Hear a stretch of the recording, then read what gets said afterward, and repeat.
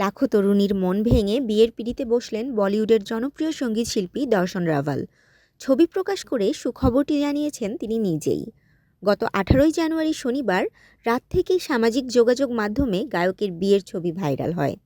ভারতীয় সংবাদ মাধ্যমে জানা গেছে, পাত্রীর নাম ধরল সুরেলিয়া। দর্শনের স্ত্রী পেশায় একজন আর্কিটেক্ট, পাশাপাশি তিনি একজন প্রফেশনাল ডিজাইনার এবং উদ্যোক্তা।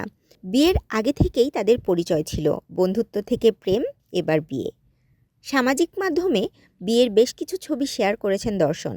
ক্যাপশনে লিখেছেন, আমার সেরা বন্ধু চিরকাল। তার এই পোস্ট অনুরাগীদের মন কেড়েছে। নবদম্পতিকে শুভেচ্ছায় ভাসিয়ে দিয়েছেন তারা। দর্শন একাধারে গায়ক, সুরকার এবং গীতিকার।